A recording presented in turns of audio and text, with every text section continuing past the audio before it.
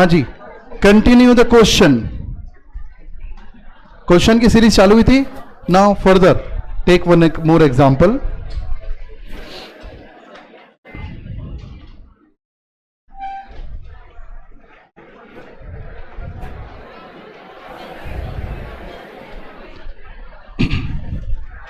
कल का target elasticity तो रहेगा ही, क्योंकि आज मैं सेटिस्फाइड नहीं हुआ, और एक टारगेट मैं और दूंगा, दे दूंगा एक टारगेट और, टोटल आउटले मेथड, वो भी इलास्टिसिटी के अंदर ही आता है, इलास्टिसिटी के अंदर ही आता है। ठीक है, कोई चीखने की जरूरत नहीं, बहुत शांत दिमाग से एनर्जी सेव करिए और उसकी एनर्जी को सही जगह लगाइए। ठीक है, चलिए स्टार्ट करें question.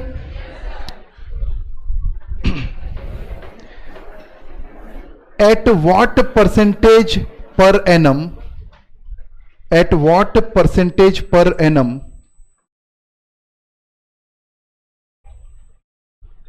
a deposit will be double, at what percentage per annum a deposit will be double in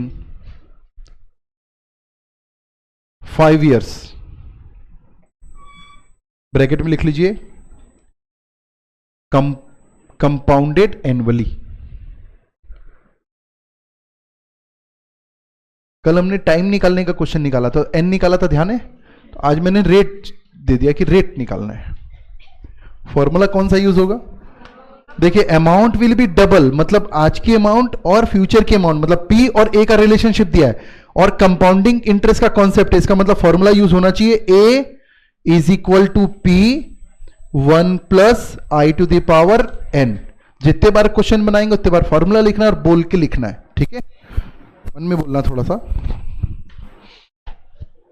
ऐसे ही नहीं, कैजुअली नहीं बनाना है, प्रॉपर बनाना है। ये कॉपी से जो क्वेश्चन बना रहे, इससे आपको जब अपडेट होंगे तो अलग लेवल आएगा आपका।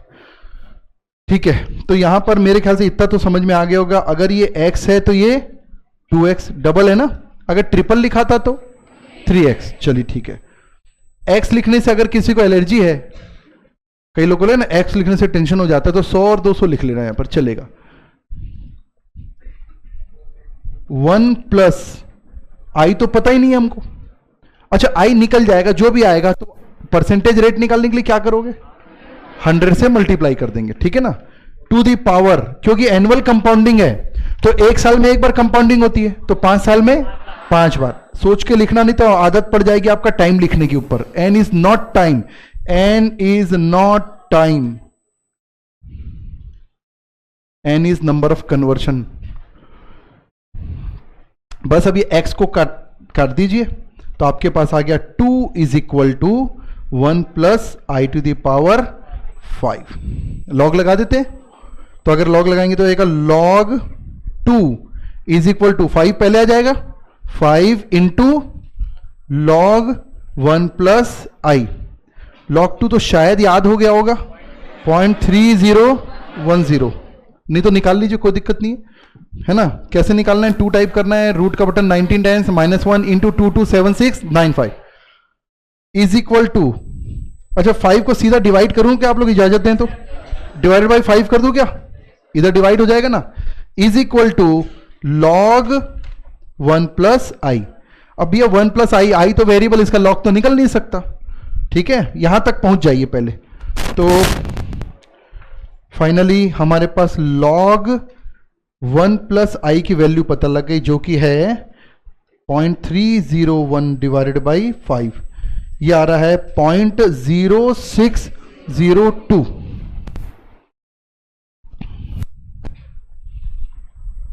ठीक है, अब जब ऐसा सिचुएशन आएगा ना, तो ये लॉग को शिफ्ट कर सकते हैं और एंटी लॉग बन जाएगा। सुना है आपने एंटी लॉग? तो देखिए, जब ये सिचुएशन आ गई तो 1 plus i is equal to, log इधर शिफ्ट होगा तो क्या बन जाएगा? Anti log. तो इसको लिख लेना, anti log of 0.0602। 1 plus i is equal to, अब हमको निकालना है एंटी लॉग। ठीक है, आपको मैंने एक शीट दिया है ना, ठीक है, उसमें कल मैं जो लॉग सिखा रहा था वो भी लिखा हुआ है। ठीक है, और जो एंटी लॉग मैं आपको बताने वाला हूं वो भी लिखा है। लॉग कैसे निकालते हैं? रूट का बटन 19 टाइम्स, फिर -1, फिर 22 अगर आप सेकेंड पेज में देखेंगे तो देखिए मैंने लॉग निकालने का तरीका भी लिख दिया वहां पर, दिख रहा है क्या? फर्स्ट सेकेंड पेज में special use of business calculator दिख रहा है आपको, उसके नीचे फॉर एंटी लॉग दिखा क्या? तो किसी भी चीज का एंटी लॉग निकालना है तो जैसे यहां पर 0.3010, आपको ये पता है कि लॉग का रिवर्स एंटी लॉग हो, 2 का लॉग कितना निकाला? 2 का लॉग कितना निकालना है? 0.3010। अगर मैं 0.3010 का एंटी लॉग निकालूंगा ना तो फिर से 2 आ जाएगा। समझ रहे हैं बात को? तो देखिए इसीलिए मैंने एग्जांपल में 0.3010 का एंटी लॉग निकाल रहा हूं। कैसे निकालना है? Divided by 227695। वहां क्या करते थे? मल्टीप्लाई, यहां करेंगे डिवाइड, +1 वहां क्या करते थे? माइनस। उल्टा चल रहे हैं, एंटी लॉग इधर जा रहे हैं तो उधर से रिवर्स आ रहे हैं, तो डिवाइड 227695 +1 और उसके बाद देखिए इनटू इज इक्वल टू का बटन दबाना है ब्लॉक में 19 टाइम्स। जैसे रूट का बटन दबाते थे ना अपन, नीचे तो जाते थे, ऊपर आने के लिए into is equal to 1 set हुआ, फिर into is equal to 2 set, into is equal to 3 set, कितने बार? 19 टाइम्स। तो मेरे को इसका एंटी लॉग निकालने के लिए क्या करना पड़ेगा? मैं नीचे में लिख देता हूं, ये देखिए क्या टाइप करेंगे? 0.0602 क्या करना है बताइए? डिवाइडेड बाई 227695 +1 फिर into is equal to block में ना कितने बार? 19 टाइम्स। मैं टाइप करके भी बता देता हूं, 0.0602 डिवाइडेड बाई 227695 +1 फिर into is equal to 1 set हुआ, इनटू इज इक्वल टू 2 हुआ, 3 4 5 6 7 8 9 10 11 12 13 14 15 16 17 18 19 1.1486 आ रहा है क्या? देखो ठीक है, 1.1486 कैसे टाइप करना है लिख भी दिया हूं मैंने, फिर भी डाउट है तो बताइएगा। तो ये आ जाएगा 1.1486 या 7 भी कर सकते हैं क्योंकि राउंड ऑफ करना है तो 87। ठीक है क्या? तो अब i is equal to what? 1 यहां क्या हो जाएगा? माइनस, तो क्या हो जाएगा? 0.1487। ये i निकल आया। तो रेट कैसे निकालना है? इनटू 100। जब रेट से i निकालते हैं तो क्या करते हैं? 100 से डिवाइड करते हैं। तो अगर i से रेट निकालना पूछा है तो इनटू 100, तो ये हो जाएगा 14.87। क्योंकि बेस्ड ऑन 100 है तो ये हो गया परसेंटेज, और क्योंकि टाइम कन्वर्शन ईयरली था तो ये रेट हो गया पर एनम। अगर हाफ ईयरली रहता है ना तो ये रेट आता पर हाफ ईयर, फिर ईयरली पूछता तो कन्वर्ट करते हो। निकाल पाए क्या? ये लॉग और एंटी लॉग जो रिवर्स मैंने सिखाया ना, इसे पूरे क्वेश्चन बन जाते हैं और कुछ सीखने की जरूरत नहीं। बस इसकी 2 बार आपको ये बनाना है, बस खुद से बनाएंगे कॉन्फिडेंस आएगा। मेरे साथ यहां पर स्क्रीन पे बनाते उससे कॉन्फिडेंस नहीं आएगा, इसे पता लगेगा आपको कैसे बनाना है बस।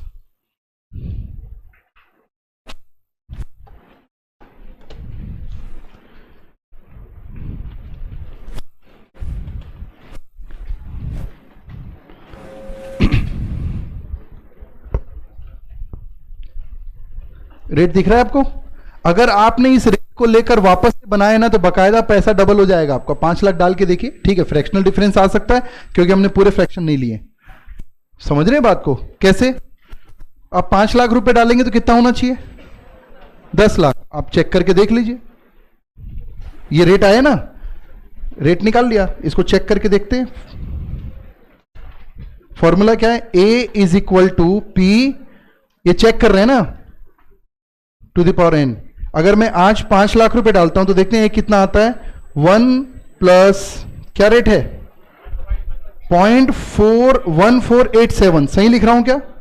0.1487। क्योंकि हमने राउंड ऑफ किया तो थोड़ा डिफरेंस आएगा, लेकिन लगभग 10 लाख पहुंच जाएगा।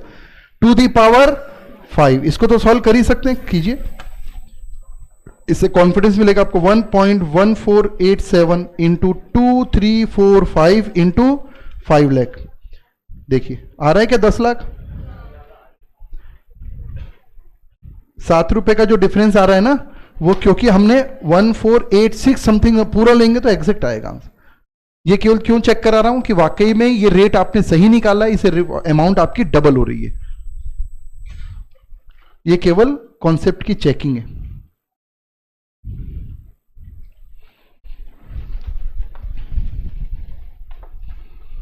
तो आज नया क्या सीख लिया हमने? Anti log. और वो क्या है, मैं आजू बाजू लिख के देखता हूं, लॉग कैसे निकालना है किसी भी फिगर का और एंटी लॉग कैसे निकालना है। देखिए, अगर मेरे को किसी फिगर का लॉग निकालना है, से मेरे को लॉग निकालना है 5 का, तो क्या करूंगा मैं? 5 टाइप करूंगा, रूट का बटन 19 टाइम्स -1 इंटू 227695। और अगर मेरे को एंटी लॉग निकालना है मान लो 5 का ही, तो क्या करूंगा? 5 टाइप करूंगा। अब रिवर्स देखिए, यहां से चल रहे हैं तो इंटू की जगह डिवाइडेड बाई 227695, फिर यहां -1 था तो +1, और रूट की जगह इंटू इज इक्वल टू कितने बार? इसको याद करना बहुत आसान है, जस्ट रिवर्स है, लॉग एंटी लॉग। 2 का लॉग आता है 0.3010, अगर 0.3010 का एंटी लॉग निकालेंगे तो वापस 2 आ जाएगा। तो लॉग और एंटी लॉग जस्ट अपोजिट है।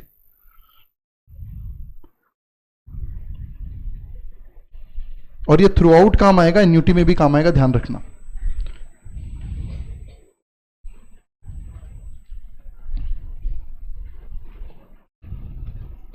तो अब हम परसेंटेज निकालना भी सीख गए।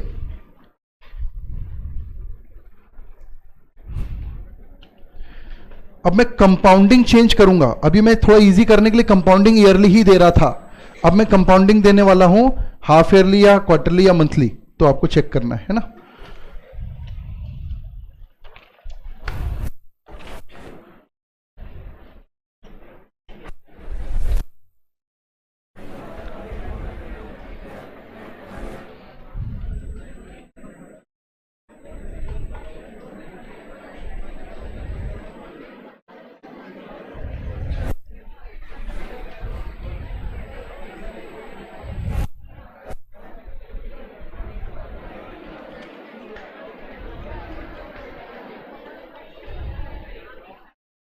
लिखिए,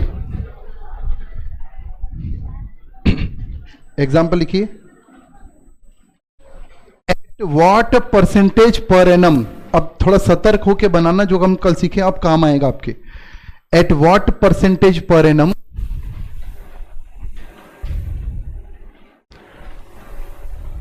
at what percentage per annum a deposit of rupees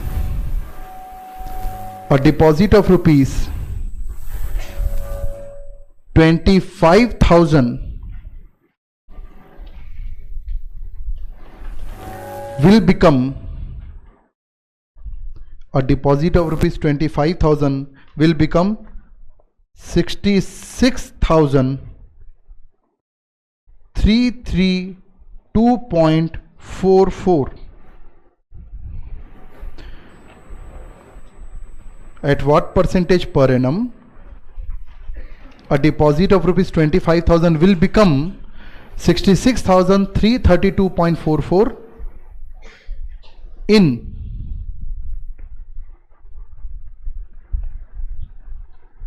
10 years. In 10 years, if compounded या interest compounded, if compounded half yearly.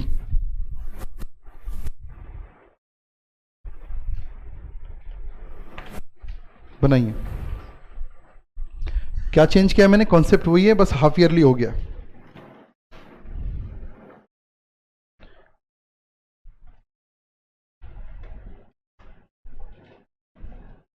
Isha Chopra को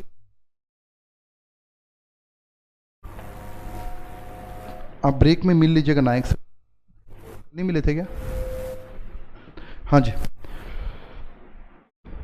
क्या चेंज किया मैंने? क्वेश्चन हम बना चुके हैं सेम, केवल आपको किस चीज पे ध्यान देना है? हाफ ईयरली कंपाउंडिंग पे ध्यान देना है।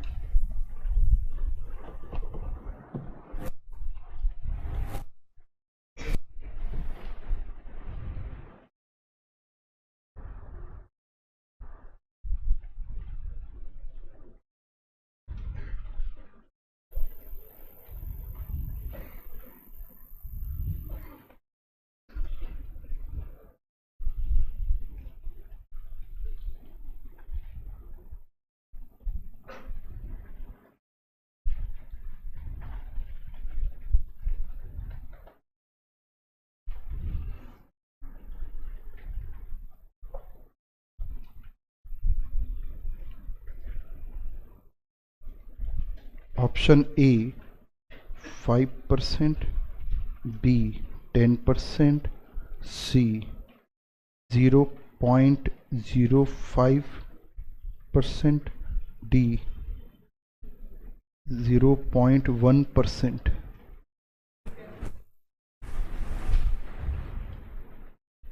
ऑप्शन भी दे दिया मैंने आपको। 10%।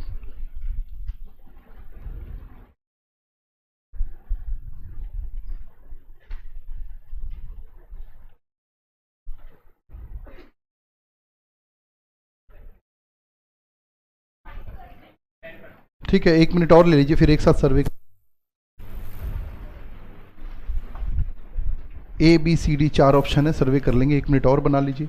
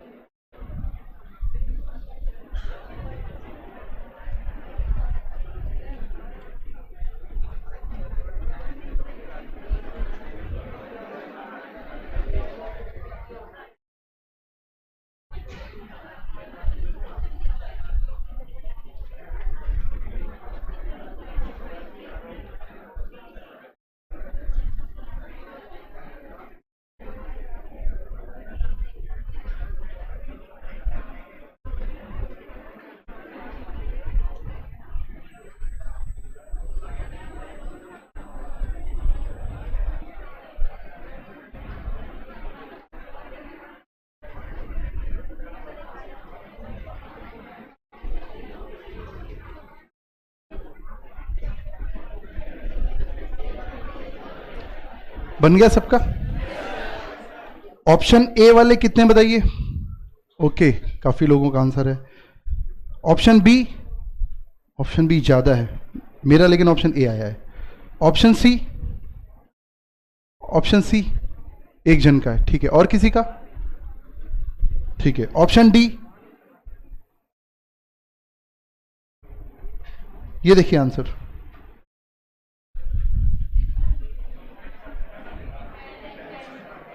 The correct answer is 10% per annum.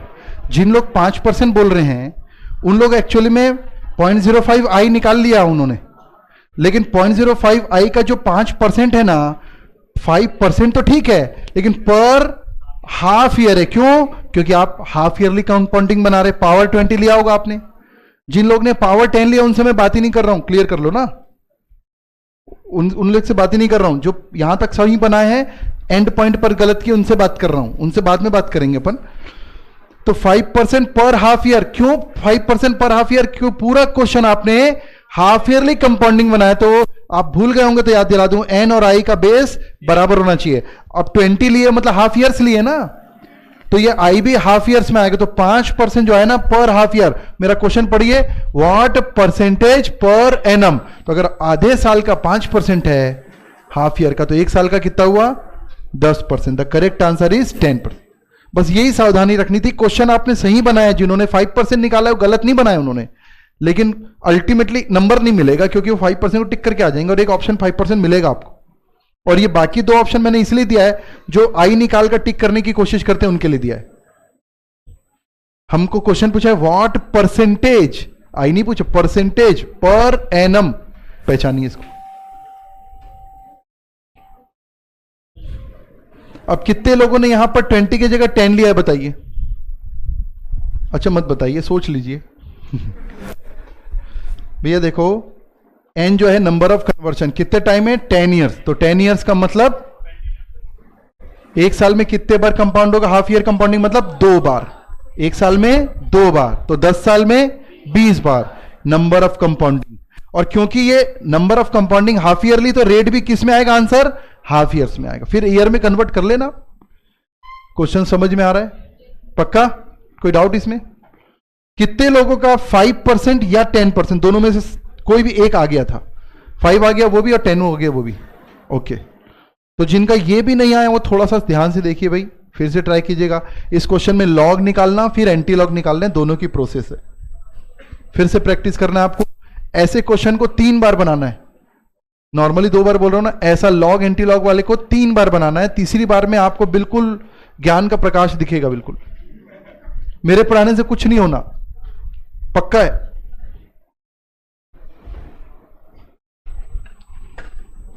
आगे बढ़े थोड़ा, पक्का?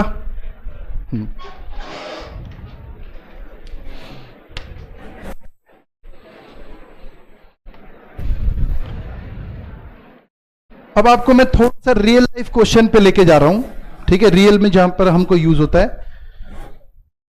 क्या आपने रिकरिंग डिपॉजिट सुना है? आरडी बोलते हैं या रिकरिंग डिपॉजिट। रिकरिंग डिपॉजिट का मतलब होता है कि हम हर एक निश्चित पीरियड में हम एक पैसा जमा करते हैं बैंक में, कि भाई हम हर साल या हर महीने हम एक फिक्स अमाउंट जमा करेंगे। 5 साल तक, 6 साल तक, 7 साल तक बैंक को आप एक फिक्स अमाउंट दे देते और हर महीने या हर साल या हर 6 महीने में जो भी आपका टर्म है जमा करते हैं। फिर वो टर्म जब खत्म हो जाता है, 5 साल 7 साल खत्म हो जाता है, तो उसके बाद बैंक आपको पूरी पैसा जो है वो दे देता है। उसको क्या बोलेंगे अपन? मैच्योरिटी अमाउंट बोल सकते हैं।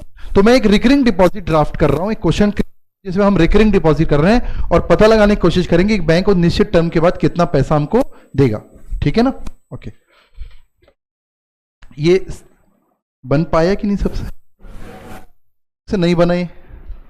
ओके, तो ये थोड़ा बना लेना ना, आजू बाजू देख के। बाकी लोग से बन गया ना, इसको बना लेना। ठीक है, चलिए आगे बढ़ते हैं।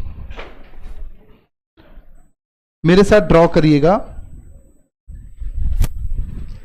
मेरे साथ लिखना है आपको। मैं रिकरिंग डिपॉजिट क्रिएट कर रहा हूं 5 साल का। ठीक है,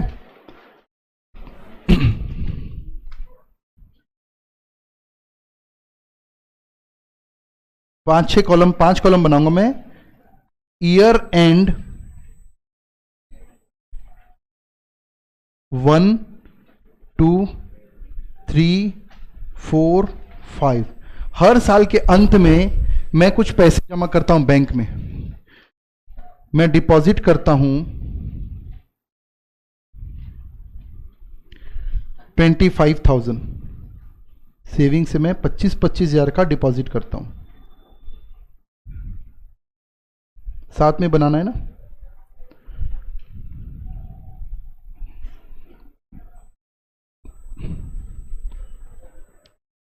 तो following is what actually it's a recurring deposit, short में हम बोल सकते हैं आरडी। ठीक है, रिकरिंग डिपॉजिट है। रिकरिंग मतलब बार बार हम जमा कर रहे हैं। कितने साल तक? 5 साल तक। आरडी फॉर 5 ईयर्स, 5 साल की आरडी है, जिसमें बैंक हमको एट द रेट ऑफ ब्याज भी देगी, at the rate of, simple कर लेते हैं, 10% पर एनम कंपाउंडेड एनुअली। तो एक रियल लाइफ क्वेश्चन बना रहा हूं जिसमें एक्चुअली में हम ऐसा जमा करते हैं और पता लगाते हैं कितना पैसा बैंक देगी। ठीक है भाई, फर्स्ट ईयर एंड में मैंने जमा किया और पूरा पैसा मेरे को कब मिलेगा? At the end of year 5। बस अब एक बेसिक क्वेश्चन का आंसर दे दीजिए मेरे को कि ये जो पहला वाला 25,000, भूल जाइए सबको, पहला वाला 25,000 जो आपने जमा किया है उसमें बैंक कितने साल का ब्याज देगी? हाँ जी, 1 साल, 5 साल, और कोई कुछ नहीं देगी बैंक, और 4 साल। करेक्ट आंसर इज 4 साल। क्यों नहीं देगी ब्याज भाई? पहले साल के एंड में 25,000 जमा किया और 5 साल तक पैसे पड़े हैं, ब्याज नहीं देगी बैंक? है, ये तो हद हो गई। 5 क्यों नहीं देगी? क्योंकि फर्स्ट ईयर एंड में जमा किया। कोई नंबर थोड़ी गिनना है बैंक को, बैंक को देखना फर्स्ट ईयर एंड में जमा किया, 5 ईयर एंड में, 4 ही साल तो बीतेंगे टोटल। तो पहले 25,000 में बैंक कितना ब्याज देगी? 4 साल का। समझ में आ रहा है? दूसरे 25,000 पे, लास्ट वाले में 0, क्योंकि लास्ट इंस्टॉलमेंट 5 साल के एंड में जाएगी और 5 साल के एंड में पूरा पैसा विड्रॉ हो जाएगा, तो इसमें तो कुछ ब्याज ही नहीं आएगा। ठीक है, ये छोड़ दीजिए डिस्कशन, बेसिक डिस्कशन समझ में आया। अब मेरे को एक 25,000 की मैच्योरिटी अमाउंट निकालनी, जो कि हम सीख चुके हैं, कंपाउंड इंटरेस्ट है। पहला 25,000 4 साल रहेगा, मानते हैं कि नहीं? तो हम अमाउंट कैसे निकालते हैं? इसका अमाउंट निकालना है, 25,000 का अमाउंट। मेरे पास 5 क्वेश्चन हो गए। ये बात समझ में आ रही कि नहीं? एक्चुअली एक की जगह ये 5 क्वेश्चन हो गए। 4 को भूल जाइए, पहले 25,000 पे फोकस कीजिए, जल्दी सीख जाएंगे। पहले 25,000 4 साल रहेंगे और ये 25,000 क्या है? प्रिंसिपल है। और अमाउंट कैसे निकालते हैं? A is equal to P 1 plus I to the power N। सही है ना? तो भैया देखो, मैं एक बार यहां पर फॉर्मूला फिर से याद कीजिए। A इज इक्वल टू, मेरे को A निकालना है, A is equal to P। देखिए P तो लिखा हुआ है ना, सही है कि नहीं? ये देखिए A लिखिए मत आप, A is equal to P 1 plus I to the power N। A निकालना है मेरे को, P तो लिखा हुआ है, ये डिपॉजिट क्या है? P। मेरे को केवल क्या चाहिए भी? 1 plus I to the power N। अगर मैं ये कॉलम में निकाल दूं, दोनों मल्टीप्लाई करके क्या आ जाएगा? तो मैं यहां निकालता हूं 1 plus I to the power N। तो पहला वाला अभी निकालना नहीं, 1 plus I to the power N, यहां क्या आएगा? 1.1 टू द पावर, बताइए, 4 आएगा। समझ में आ रही बात? और यहां क्या आएगा? 1.1 to the power 3, 1.1 to the power 2, 1, और यहां 1.1 टू द पावर 0। किसी पावर 0 का मतलब 1 होता है, पता है शायद? ये 5 क्वेश्चन हम एक साथ टेबुलर फॉर्म में बना रहे हैं, मान लीजिए। तो अगर आपको समझ नहीं आ रहा कोई बात नहीं, पहले को कम से कम फोकस कीजिए। अच्छा, ये जो 1.1 टू द पावर 4 है, ये तो हमने निकालना आता है ना, इसको अलग से निकाल लो एक बार पहले। ठीक है, पूरे निकाल लो।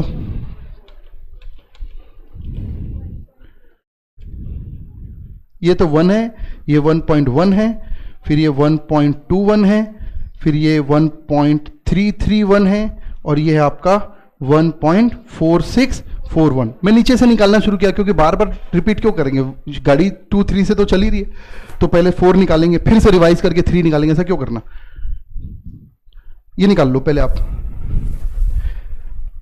अच्छा बताइए, ये 1.4641, 1 रुपये 46 पैसा क्या है? 1 रुपये अगर प्रिंसिपल जमा करता तो 4 साल में इतना पैसा मिल जाता, लेकिन जमा तो 25,000 किया। तो this into this is what? Amount. पहले वाले इंस्टॉलमेंट की अमाउंट निकल जाएगी, पहले डिपॉजिट की, तो अमाउंट निकाल लेते हैं ना।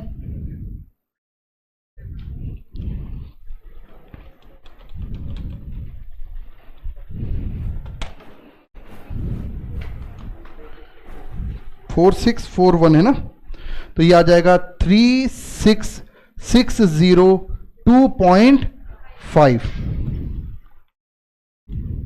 दूसरा आ रहा है 33,275, फिर आ रहा है 30,250, फिर आ रहा है 2750 और फिर तो 25,000 ही आएगा। चाहे तो सबका टोटल भी कर लीजिए। 1,52,627.5।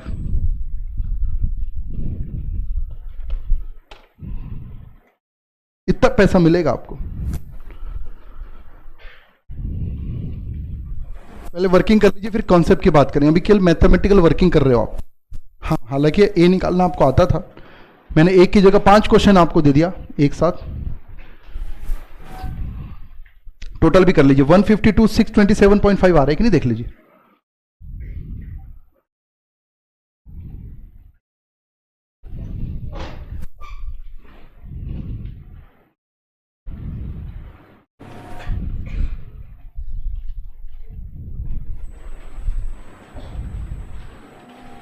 खत्म हो गया? ध्यान से सुनना। पहले तो ये बताइए मेरे को, ये समझ में आ गया कि पहले अमाउंट का इतनी मैच्योरिटी मिलेगी, फिर ये देखिए 4 साल 3 साल 2 साल सब मैच्योर्ड 5 ही साल में हो रहे हैं ना, आपने जमा लेट किया है, तो ये पूरे पैसे 5 साल के अंत में मिलेंगे। मतलब टोटल मेरे को 1,52,627.5 मिल जाएगा। इंटरप्रिटेशन निकाल रहे हैं अपन, मैच्योरिटी वैल्यू। ये हर डिपॉजिट का हमने अलग अलग मैच्योरिटी वैल्यू निकालकर क्या कर दिया, टोटल। आपने टोटल जमा कितना किया था? टोटल जमा कितना किया था? आपने टोटल जमा किया था 1,25,000। ये मैं इसलिए बता रहा हूं ताकि हम इंटरप्रेट कर सके, केवल कुछ कैलकुलेट कर लिया और कुछ आया ऐसा ना रहे। हमने टोटल 1,25,000 जमा किया, लेकिन सीधे सीधे 1,25,000 का अमाउंट नहीं निकाल सकते थे आप। क्यों? क्योंकि 1,25,000 एक साथ थोड़ी जमा किया आपने, धीरे धीरे। जो हर अमाउंट को देखिए, पहले 4 साल पड़ा रहा बैंक के, तो पहली अमाउंट पर बैंक आपको 4 साल का इंटरेस्ट देगी, फिर 3, फिर 2, फिर 1 और लास्ट में आखिर में तो देगी नहीं। इसलिए हम 1,25,000 पर एक साथ नहीं निकाल सकते थे। अगर मैं आपसे पूछूंगा कि इस पूरे टर्म में कितना इंटरेस्ट मिला, वो भी निकाल लोगे आप। कैसे भाई? इतना जमा किया और इतना मिला, उसका डिफरेंस मतलब 27,627 रुपए 50 पैसे। सही है कि नहीं? इंटरप्रेट कर रहा हूं बस मैं। भाई जितना जमा किया और जितना मिला उसका डिफरेंस क्या होता है, इंटरेस्ट। वो भी निकाल लोगे, बड़ी बात नहीं। ठीक है, ओके। अब मैं इंटरेस्ट की बात नहीं कर रहा हूं, मैं थोड़ा सा आप चेक करवा रहा हूं आपने कैलकुलेट कैसे किया। पहले तो एक छोटी सी आप बात समझिए, कैलकुलेटर में ये फिगर तो आपने निकाल लिया होगा ना। पहला तो मैंने आपको बता ही दिया, इसको मैंने ऊपर से नहीं निकाला, इसको मैंने नीचे से निकाला है। ये समझ में आ रही बात? थोड़ा सा कैलकुलेशन फास्ट करने के लिए, क्योंकि ये तो 1 आएगा, ये 1 पावर 1 में सेम आएगा, लेकिन जैसे ही 1.1 इंटू इज इक्वल टू करूंगा तो क्या आएगा, पावर 2, फिर इक्वल टू करूंगा तो 3, फिर होगा 4। तो इससे फटाफट निकल जाएगा तीनों कैलकुलेशन। एक तो ये। दूसरा, इस 25,000 से इसको आपने मल्टीप्लाई किया है, फिर 25,000 को इससे मल्टीप्लाई किया है। जब भी कैलकुलेटर में एक ही फिगर से अलग अलग फिगर को मल्टीप्लाई करते हैं तो ये आपका स्टैटिस्टिक्स वगैरह में भी काम आएगा। आपको बार बार 25,000 टाइप करने की जरूरत नहीं है। ठीक है, एक बार चेक कीजिए। तो ये मैं कोई इस टाइम वैल्यू ऑफ मनी के लिए नहीं बता रहा हूं, जस्ट एक सिचुएशन आई करके बता रहा हूं। टाइप कीजिए 25,000। ठीक है, कर दिए टाइप।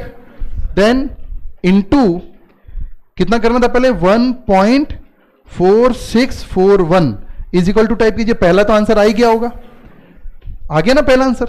अब आपको कुछ नहीं करना है, ना जीरो दबाना है ना ऑन करना है कैलकुलेटर को, सीधा इसको टाइप कीजिए 1.331 और इक्वल टू टाइप कीजिए, दूसरा आ जाएगा। किया क्या? मेरे साथ चलना, नहीं तो मैं सिखा नहीं पाऊंगा, क्योंकि मेरे को इसमें एक और चीज सिखाना है। आया क्या? किसी का नहीं आया हो तो बता दीजिए। जिसका नहीं आया है उसको 2 बार इंटू दबाना है। महंगा कैलकुलेटर में 2 बार इंटू दबाना पड़ता है, के फंक्शन वाले कैलकुलेटर मतलब। ठीक है ना? मैं फिर से चल लेता हूं क्योंकि मेरे को दोबारा मत पूछना। बस देखिए, मेरे साथ चलना, आगे नहीं बढ़ना। आगे बढ़ोगे तो भी नहीं सीख पाओगे। इंटू दबाया आपने, इंटू 1.4641 इज इक्वल टू, पहला आंसर आया। फिर क्या करना, सीधा टाइप करना 1.331 इज इक्वल टू, दूसरा आया। फिर से टाइप करो 1.21 इज इक्वल टू, देखो तीसरा आया। फिर से टाइप करो 1.1 इज इक्वल टू, चौथा आया। मेरे साथ आ गया होगा तो भी बनाना। फिर 1 टाइप करो इज इक्वल टू, देखो लास्ट वाला आया। अब जीटी का बटन दबा दो, टोटल आ गया। आया क्या टोटल? जीटी का मतलब होता है ग्रांड टोटल। ठीक है, तो अब इसका फंडा क्या है समझना। कई जगह यूज होता है, ये केवल ये जगह नहीं है। तो टोटल कर लेना ना सीधा सीधा। सुन लो, मेरी बात सुन रहे हो ना? जीटी का बटन करता क्या समझ लेना, कोई एक जगह नहीं, सैकड़ों जगह इसको यूज करने का। अगर फंडा पता होगा तो यूज कर पाओगे। आप जब भी कोई कैलकुलेशन करते हैं कैलकुलेटर में, और जितने बार भी, दीदी सुनो, वो हो जाएगा, मैं चले जाऊंगा, वो रहेंगी, उनको आ गया ना तो ब्रेक में भी पूछ लो, नहीं लूंगा। जितने बार भी कैलकुलेटर में कोई भी कैलकुलेशन करते हो और इक्वल टू बटन दबाते हो ना, तो इक्वल टू में स्क्रीन में जो भी फिगर आता है ना कैलकुलेटर में, ऑटोमेटिकली एक मेमोरी एरिया में सेव होते रहता है वो। मेरी बात समझ रहे हैं? कोई भी कैलकुलेशन करके इक्वल टू दबाया आपने, तो उसे जो आंसर आता है वो ऑटोमेटिकली विदाउट एनी एक्शन वो एक मेमोरी एरिया में सेव होता है और जुड़ते जाता है। तो मैंने जितने बार भी इक्वल टू दबाया, फिगर क्या होता गया, मैंने कुछ नहीं किया, लेकिन वो कैलकुलेटर में एक सेपरेट एरिया में ऐड होते जाता है, और जीटी बटन उसको रिकॉल करके देता है टोटल को, और कुछ नहीं किया। तो ये यहां नहीं, कई जगह यूज ले सकते हैं आप। स्टैटिस्टिक्स में यूज ले सकते हैं, जहां पर एक्स निकालते हैं, फ्रीक्वेंसी निकालते हैं, सिग्मा एफ एक्स निकालते हैं, उसका टोटल करते हैं, समझ रहे हैं? यूज ले सकते हैं, इससे आपका कैलकुलेशन बहुत फास्ट हो जाएगा। यहां तक समझ में आया क्या? ठीक है, अब एक काम कीजिए। तो एक चीज तो ये सीखा कि एक ही फिगर को बार बार अलग अलग फिगर से अगर मल्टीप्लाई करना, तो ये फिगर को बार बार टाइप करने की जरूरत नहीं है। टाइप करें हाँ, कि उसको कैलकुलेटर ऑन नहीं करना बस। अब एक काम कीजिए, ये जो फैक्टर है ना, इसका टोटल कर लीजिए। ये मैथमेटिक्स का बहुत ही बेसिक चीज है। ये फैक्टर का टोटल अलग से 1.4641 प्लस 1.331 प्लस 1.21 प्लस 1.1 प्लस 1, ये आ रहा है 6.1051। अब सीधा एक ही 25,000 से इसको मल्टीप्लाई करेंगे तो भी तो आंसर आ जाएगा। बात तो वही है। अब देखो, इंटू 25,000 करो, टोटल आ रहा है। मतलब मैच्योरिटी वैल्यू को इस फिगर से सीधे भी निकाल सकते हैं, तक लंबा चौड़ा कैलकुलेशन करने की भी जरूरत नहीं है। ये निकाल पाए क्या आप? देखो, मतलब इसको निकालने का एक तरीका है, इसके थ्रू 25,000 सिंगल एक किसी अमाउंट पे डिपॉजिट पे आप 6.1051 को मल्टीप्लाई कर दीजिए तो भी सीधा आ जाएगा। समझ में आ रही है क्या बात? ओके, अब एक काम करो, यहां तक समझ में आ गया? क्वेश्चन तो समझ में आ गया ना? मैं हर साल 25,000 जमा किया हूं और मेरे को कितना मिल गया? 152, 625 227। उसमें जो डिफरेंस है वो मेरा इंटरेस्ट है। ये तो कोई मैटर नहीं है, मैं छोटे मोटे कैलकुलेटर का यूज आपको बता रहा था, जो कई जगह यूज हो सकते हैं अगर आपकी प्रैक्टिस रहेगी तो। अब आप देखिए, 1 plus I to the power n, ध्यान है आपको? कंपाउंड इंटरेस्ट का फॉर्मूला क्या बताइए? ध्यान से देखना, है ना? कंपाउंड इंटरेस्ट का फॉर्मूला है compound interest equal to P 1 plus I to the power n minus 1। उसमें पी भी ये सब हटा दो। 1 plus I to the power n minus 1 को कुछ बोले थे अपन, इफेक्टिव रेट, सही है ना? तो 1 plus I to the power n minus 1, ठीक है, डिवाइडेड बाई आई निकालो तो क्या आ रहा है? 1.1 टू द पावर, टोटल कितने टर्म का है ये? 5 साल, तो पूरा 5 ले लेना एक साथ, पूरे क्वेश्चन को एक साथ। -1 डिवाइडेड बाई आई मतलब 0.1, देखो कितना आ रहा है? यही आ गया होगा, देखो आ रहा है क्या? इसका मतलब है कि इस पूरी प्रोसेस की जरूरत ही नहीं थी, सीधा इफेक्टिव रेट में आई डिवाइड करके हमें फाइनल अमाउंट निकाल सकते थे। मतलब ये हुआ, ये पूरी प्रोसेस केवल मैंने आपको ये समझाने के लिए बताई कि कैलकुलेशन ये क्या करने वाला है। मतलब है कि अगर मेरे को मैच्योरिटी अमाउंट निकालनी तो क्या करूंगा मैं? 25,000, हाँ जी, फिर 1 plus I to the power n minus 1, ये सुना हुआ सा लगता है, केवल एक काम करना है, इसमें डिवाइडेड बाई आई कर देना तो ये आ जाएगा। देखिए 25,000 1.1, टोटल टर्म ले लेना 5 साल का है, -1 डिवाइडेड बाई 0.1, सॉल्व कीजिए। 1.1 इंटू 2 3 4 5 -1 डिवाइडेड बाई 0.1 इंटू 25,000, 1,52,627.5। अगर आप इसको फिर से चेक करेंगे तो कुछ 10 सेकंड में बन रहा है। ये पूरे शीट में जो आपने निकाला है ये केवल 10 सेकंड का फेयर है, बस 15 सेकंड बहुत हो गया। तो क्या निकाला आपने? Maturity value. किसकी मैच्योरिटी वैल्यू? एक रिकरिंग डिपॉजिट की, आरडी की।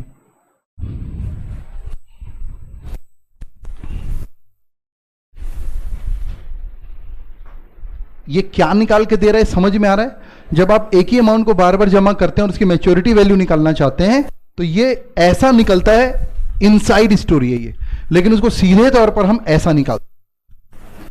ठीक है, अब ये समझ में आएगा तो ओके, लेकिन नहीं समझ में आया होगा या आज जाके 2 बार बनाने के बाद समझ नहीं आएगा तो आप सीधा यहां से लॉन्च करेंगे अब अपने आप को। ठीक है ना, ये फॉर्मूला रटना है आपको। बन गया क्या? पक्का? हमने एन्युटी खत्म कर दिया, यही थी एन्युटी। मैंने बताया नहीं तो लगता है एन्युटी शुरू करेंगे, कुछ नहीं, यही एन्युटी है।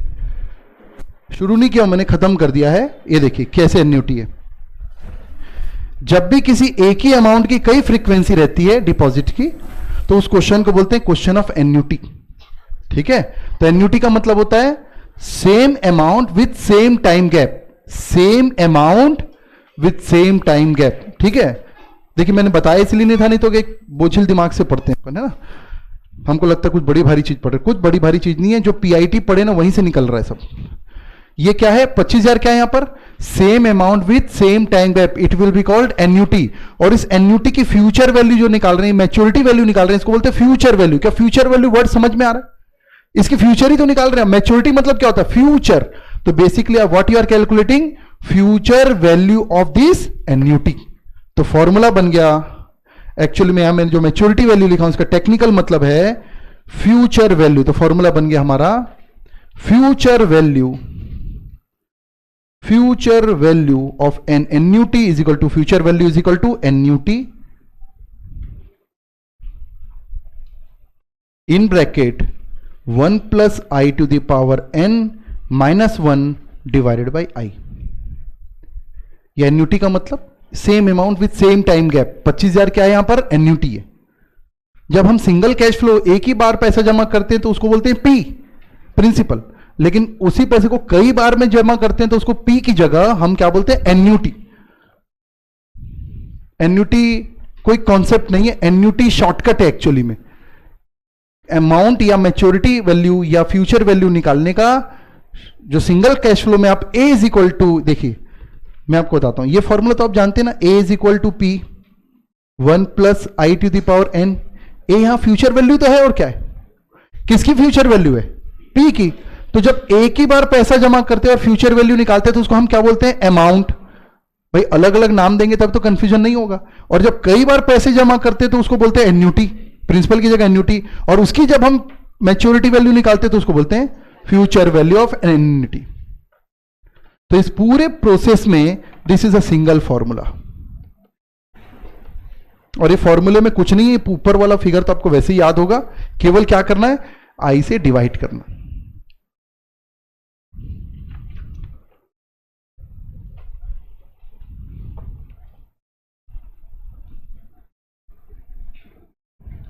साथ में बनाया आपने पूरा। हेलो फ्रेंड्स, अगर आपको ये वीडियो पसंद आया हो तो इस चैनल को ज़्यादा से ज़्यादा लाइक और सब्सक्राइब करें और इस वीडियो को ज़्यादा से ज़्यादा स्टूडेंट्स को शेयर करें ताकि बाकी स्टूडेंट को भी इसका बेनिफिट मिल सके। Thank you. क्या मैं एक क्वेश्चन दूं, अब बनेगा? अब सीधा फ्यूचर वैल्यू, हम थोड़ा सा फिगर चेंज कर देता हूं। कैलकुलेट लिखे example,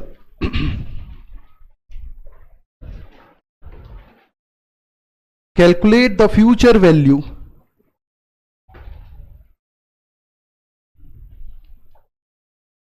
of an annuity of rupees 15,000, annuity of rupees 15,000 for 10 years, at the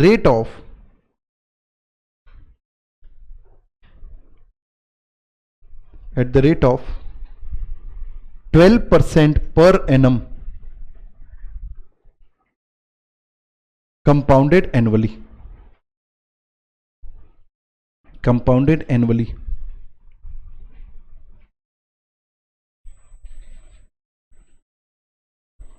तो फॉर्मूला है हमारा, क्या मेरे को ये बता पाएंगे आपने टोटल कितना पैसा जमा करोगे आप? तब तो समझ में आएगा क्या बना रहे हो। आप टोटल जमा करोगे 1.5 लाख रुपए। ये समझ में आ रहा है? एन्युटी का मतलब 10 साल तक हर साल आप 15,000 जमा कर रहे हो, तो कितना जमा किया आपने? 1.5 लाख। हालांकि उसकी नीड नहीं है, केवल अंडरस्टैंडिंग डेवलप करने के लिए बता रहा हूं। Formula future value is equal to annuity in bracket 1 plus I to the power n minus 1 divided by i. जितने बार क्वेश्चन बनाओगे फॉर्मूले को लिख कर बनाना है।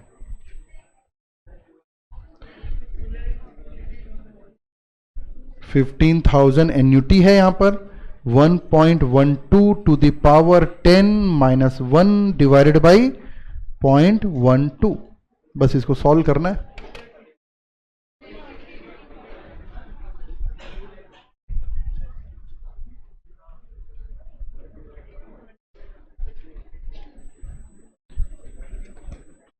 $2,63,231।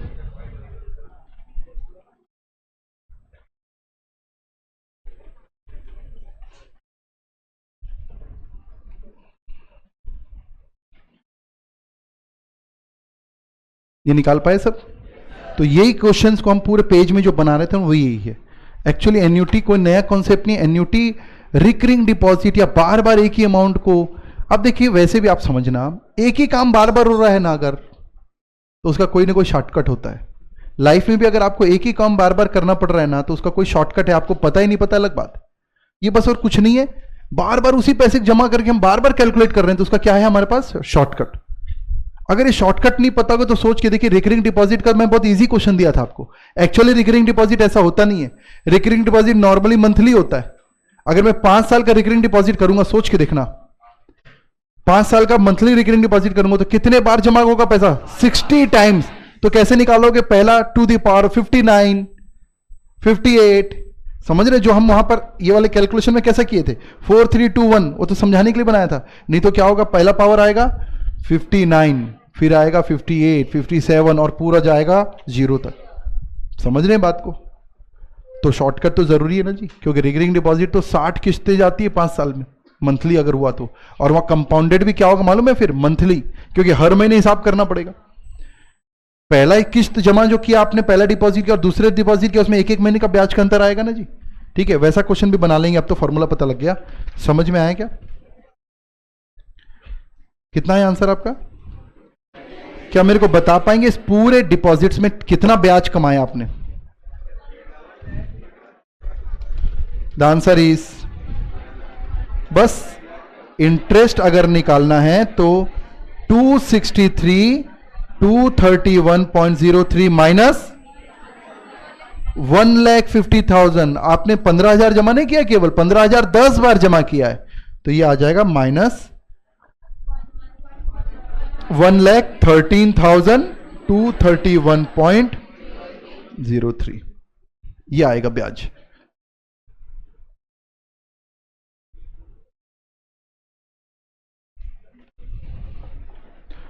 अच्छा एक बात बताइए, यहां तक समझ में आ गया? ये यहां से शुरू किए थे सीखना अपन, ठीक है? अब अगर ये जो ईयर 1 2 3 4 5 दिख रहा है आपको, यहां पर मैंने लिखा था हर साल के एंड में मैं पैसे जमा कर रहा हूं, लेकिन अगर एंड की जगह मैं स्टार्ट में जमा करूंगा तो ब्याज ज्यादा मिलेगा कम मिलेगा? बिल्कुल ज्यादा मिलेगा। और ये हो जाएगा 5 4 3 2 1। सही बात है ना? तो अब इसको वापस नहीं बनाएंगे, मैं सीधा शॉर्टकट फॉर्मूला बता देता हूं। अगर आपकी एन्युटी, ये जो आप पढ़ रहे थे इसको बोलते हैं एन्युटी रेगुलर। जब आप कोई भी अमाउंट एक पर्टिकुलर पीरियड, ईयर हो या मंथ हो, उसके एंड से शुरू होता है तो उसको बोलते हैं एन्युटी रेगुलर। मैं जो बोल रहा हूं सब लिखा हुआ है शीट में आपके ना, उसको क्या बोलते हैं? Annuity regular.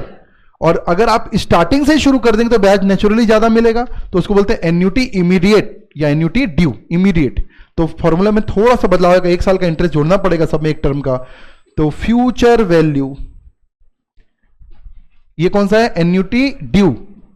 फ्यूचर वैल्यू किसका निकाल रहे हैं आप? एन्युटी ड्यू या इमीडिएट बोल सकते हैं। Future value is equal to annuity, same formula है in bracket 1 plus I to the power n minus 1 divided by I. यहां तक तो सेम है, बस लास्ट में एक और ब्रैकेट मल्टीप्लाई कर देना, 1 प्लस आई। तो हर टर्म में 1 साल का इंटरेस्ट बढ़ता चला जाएगा, जंप हो जाएगा एक एक साल, जहां 5 है वहां 6 हो जाएगा, जहां 3 है वहां 4 हो जाएगा।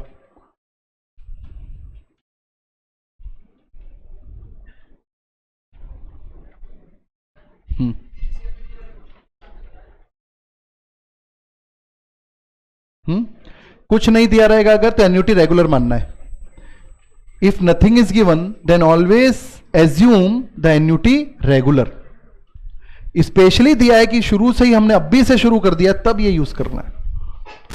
क्वेश्चन समझ में आएंगे? If nothing is given then always assume annuity regular.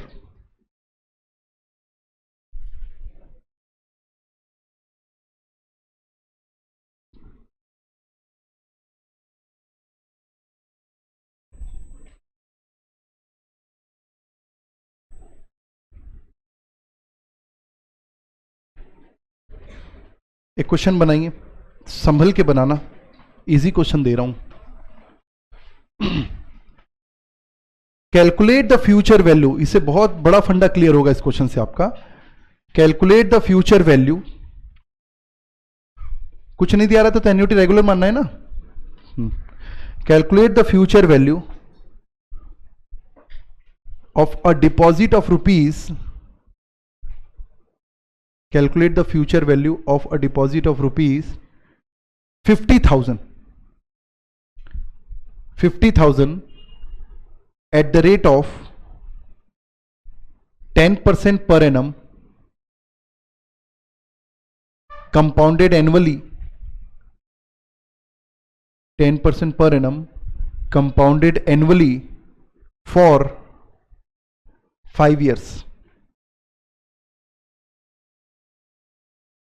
बनाइए। क्वेश्चन लिख लिया सबने?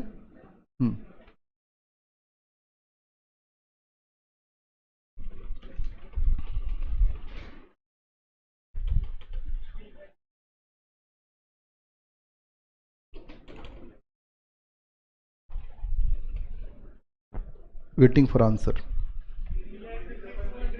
3 लाख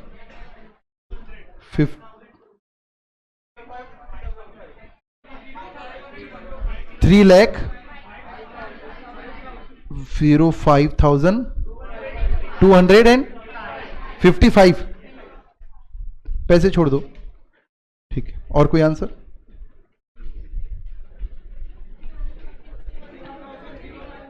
कितना? 61,051, ऐसा, ठीक है, ओके। और कोई आंसर?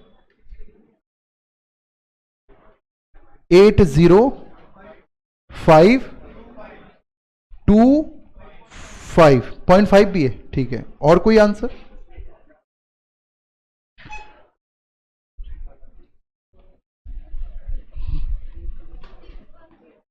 $6,105, हाँ ठीक है, यही आंसर है, मतलब 5.1, 50 पैसे का अंतर है, ठीक। क्वेश्चन एक ही दिया हूं ना मैंने, हाँ हाँ जी। अब कोई आंसर आया ना दमदार? 14 लाख 13 लाख 52,515 50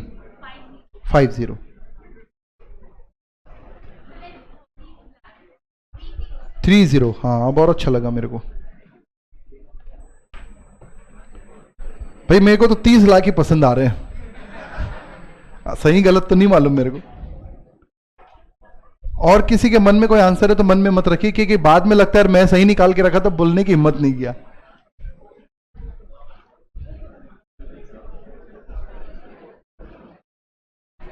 बस आगे बताऊं मैं अब, ठीक है। देखिए क्वेश्चन क्या लिखा है? Calculate the future value of a deposit of rupees 50,000 at the rate of 10% for 10 year. सही है। ये क्वेश्चन एन्युटी का है ही नहीं, क्वेश्चन एन्युटी का है ही नहीं। क्वेश्चन एन्युटी कहां, एक बार भी लिखाया हूं क्या मैंने एन्युटी? अ डिपॉजिट एक बार ही पैसा जमा किया, और फ्यूचर वैल्यू का मतलब हमको फॉर्मूला यूज करना था, A is equal to P 1 plus I to the power N. समझ रहे बात को? इस क्वेश्चन से यह मैसेज मिल रहा है कि एन्युटी का फॉर्मूला लगाने से पहले एक बार जरूर देखना चाहिए कि एन्युटी का क्वेश्चन है या नहीं है। एक जन को मारना कि स्टेन गन लेके आ गए, ऐसा थोड़ी ना, मिसाइल लेके आ गए। एन्युटी का फॉर्मूला लगाना है तो एन्युटी का क्वेश्चन चाहिए। मैंने केवल एक फ्यूचर वैल्यू के माहौल में फ्यूचर वैल्यू वर्ड यूज किया करके आप फंस गए। ठीक है, तो ए क्या है? Future value, single cash flow, single deposit. तो मैंने सिंगल डिपॉजिट तो कराया है, तो यहां जाएगा 50,000। 1.10% था ना, 1 to the power 5। C is a correct answer. कितने लोग का आंसर आई? नहीं, पहले कितने लोग का आ गया था? पहले यही आंसर। अच्छा, आप लोग का आया था, ठीक है, वेरी गुड। जिनका भी आंसर आया, क्या मैसेज मिला इस क्वेश्चन से? क्वेश्चन पढ़कर बनाना है।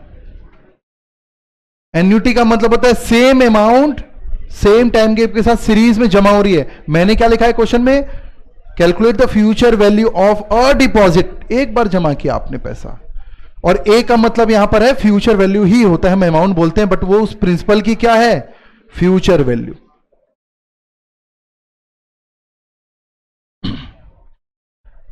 अब लिखिए, अब यहां तक हम पहुंच गए। अब एकदम रियल क्वेश्चन बना सकते हैं रिकरिंग डिपॉजिट का, 5 साल का।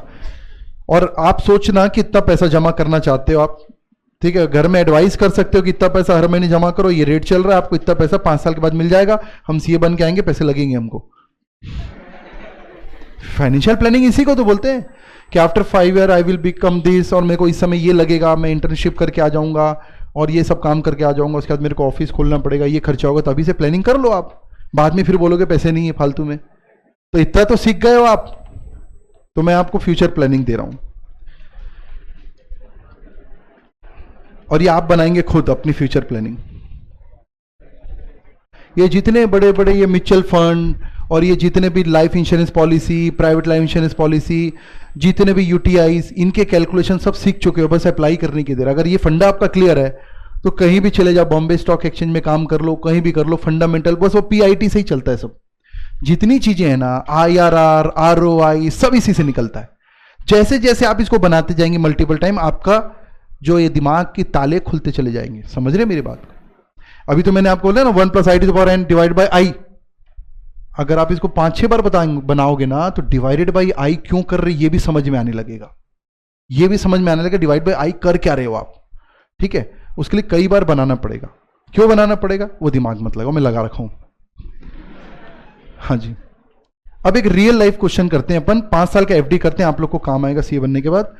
तो calculate the maturity value of a recurring deposit. Calculate the maturity value of a recurring deposit of rupees 10,000 महीना इन्वेस्ट करवाएं घर से? कितना कर, ज्यादा कराएं? नहीं, 1 लाख में क्या फिर वो पूरा ही मना हो जाएगा ना। 10 से भी जाओगे, 10,000 ठीक है ना। रिकरिंग डिपॉजिट ऑफ ₹10, क्योंकि आपके बोलने से उतना मानेंगे नहीं लोग, मेरी बात समझो। थोड़ा ना कभी भी जो है ना समझा करोगे, अब पहले अपनी हैसियत देखा करो और उसके बाद फिर बात क्या करो। एक बार उनको जब अच्छा मिलेगा फिर आप आगे बढ़ेंगे अपन, है ना। तो एकाएक अभी आपके ऊपर भरोसा नहीं करेगा कोई भी। तो recurring deposit of ₹10,000 per month. Recurring deposit monthly होता है, कोई ईयरली मैंने समझाने के लिए दिया था ताकि छोटा क्वेश्चन बने।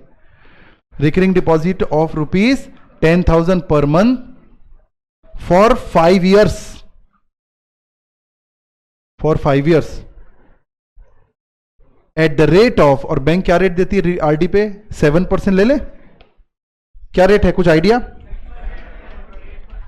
हाँ जी, 8% कर देते हैं, है ना। सीनियर सिटीजन के नाम से कर देंगे तो थोड़ा ज्यादा मिलता है।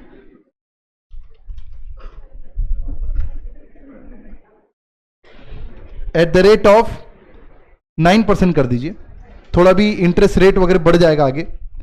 At the rate of 9% per annum.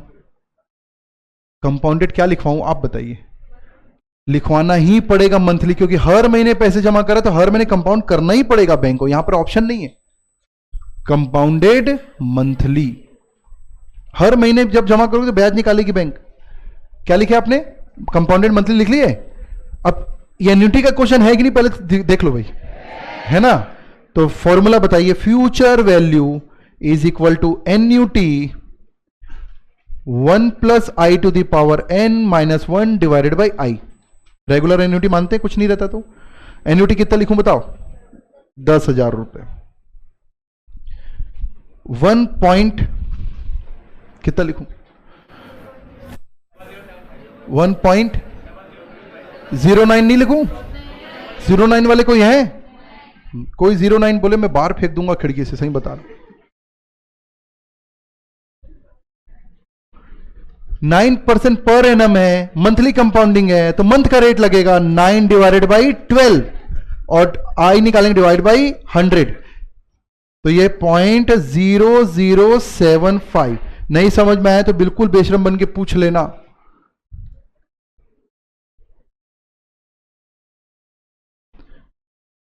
Yearly rate दिया है, मंथली रेट निकाल लो, उससे डिवाइड बाई 100 कर लो, 12 से डिवाइड कर लो। टू दी पावर बता दीजिए।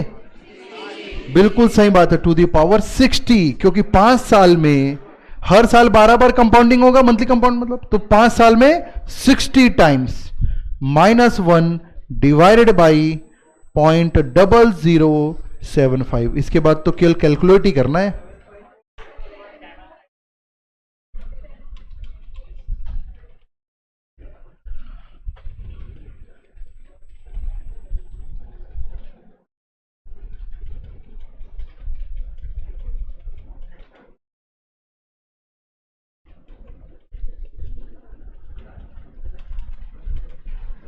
कितना आ रहा है?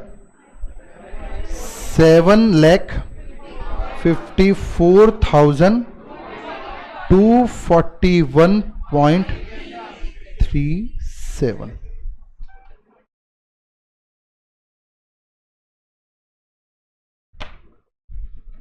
तो आपको 7.5 लाख रुपए से ऊपर मिलेगा सीए बनने के बाद, अगर ये प्लानिंग करवाते हो तो।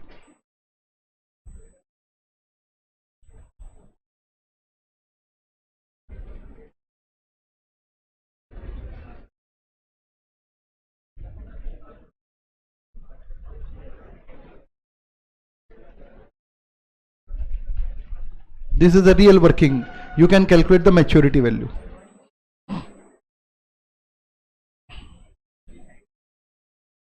और अगर बैंक 8% देगी तो थोड़ा कम हो जाएगा, 8 से निकालेंगे, 7, 6 जो देगी। कहीं म्यूचुअल फंड में डाल दिया, एसआईपी कर दी है, सिस्टमेटिक इन्वेस्टमेंट प्लान में, तो वहां पे अमूमन 12-13% भी निकल आता है रिटर्न, तो ये डबल हो जाएगा, 9 की जगह 15% हो जाएगा। कहीं शेयर में पैसे लगा दिए तो अगर कोई ज्यादा रिटर्न आ गया तो और बढ़ जाएगा। हाई रिस्क हाई रिटर्न, कम भी हो सकता है। फ्यूचर वैल्यू का यूज समझ में आ रहा है? फ्यूचर वैल्यू का मतलब एक सीरीज ऑफ ट्रांजैक्शन का फाइनल वैल्यू निकाल रहे हो आप।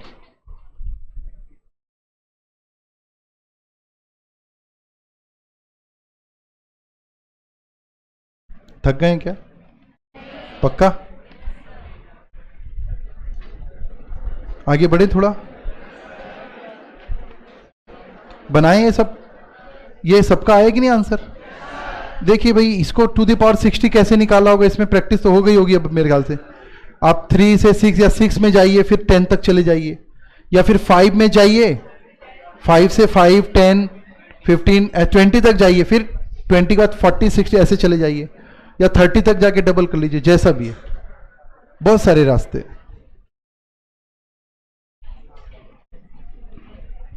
ये आंसर कितने लोगों ने निकाल लिया भाई? पक्का? और कितने लोगों को समझ में आ रहा है निकला क्या है? ठीक है, ब्याज कितना मिला? हाँ सर बताइए। 1,50,241, जो भी है। कितना माइनस किया सर इसको निकालने के लिए? क्योंकि 10,000 एक बार जमा किया, 60 बार जमा किए, तो 10,000 इंटू 60, ये आ गया 6 लाख। तो माइनस आपने किया 6 लाख, तो जमा ही किया हमने, और 754 मिला, मतलब इतने हमको मिले इंटरेस्ट। ये निकालने से कॉन्सेप्ट क्लियर होता है, निकाल क्या रहे हो आप।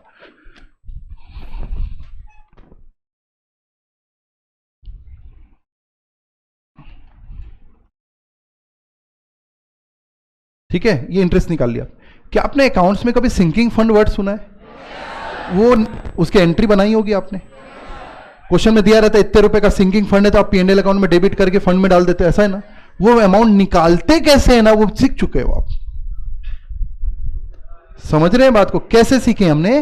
क्योंकि सिंकिंग फंड में क्या होता है, सिंकिंग फंड में हमको एक पर्टिकुलर टाइम के बाद एक मशीन को रिप्लेस करना रहता है, सही है कि नहीं? तो एक पर्टिकुलर टाइम के बाद मशीन को रिप्लेस करना, मान लो मेरे को 5 साल 7 साल में मशीन एब्सोल्यूट हो जाएगी और वहां पे मेरे को मान लो 10 लाख की जरूरत है, तो 10 लाख मेरे को फ्यूचर में चाहिए। और हम क्या निकालते हैं? Sinking fund. मतलब आज हर साल कितना हम सिंकिंग फंड में ट्रांसफर करें। मतलब क्या पूछ रहा है क्वेश्चन? एन्यूटी पूछ रहा है। फ्यूचर वैल्यू पता है और क्या पूछ रहा है? एन्यूटी। तो भैया इस फॉर्मूले में ध्यान से देखिए, अगर आपको 10 साल के बाद एक पर्टिकुलर रिप्लेसमेंट के लिए कोई अमाउंट चाहिए, तो वो हो गया fund, that is future value. और हर साल कितना जमा करें ये पता नहीं है, और बाकी तो सब पता रहता है। तो आप एन्यूटी निकाल सकते हैं। इस पॉइंट समझ रहे हैं क्या? लिखिए क्वेश्चन। बस इस क्वेश्चन में हमने डिपॉजिट पता था, हर साल का कंट्रीब्यूशन पता था, तो हमने फ्यूचर वैल्यू निकाल लिया। सिंकिंग फंड में हमको फ्यूचर कितना अरेंज करना है पता रहता है। अब जैसे इस क्वेश्चन में 754 आपने निकाला, इसको रिवर्स भी तो कर सकते थे भाई। हमने 10,000 रुपए एक आइडिया से निकाला, इसको बल्कि देखा जाए तो रिवर्स करना चाहिए कि मेरे को 5 साल के बाद भैया 25 लाख चाहिए। ये प्लानिंग पहले करता कोई भी, तो आज से बताओ कि हर महीने कितना जमा करना है। तो आपको उस क्वेश्चन में क्या निकालना था? एन्यूटी। लिखिए question.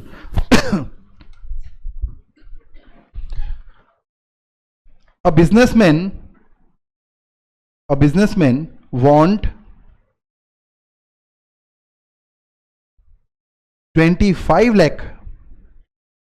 A businessman want 25 lakh after the end of 10 years to replace existing plant.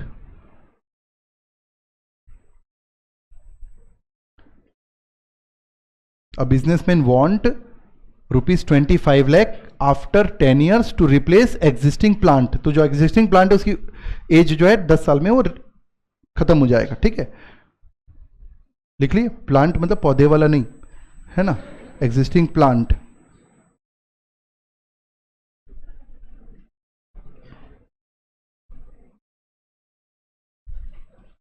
Full stop कर दीजिए। For this he want to create a sinking fund. For this he want to create a sinking fund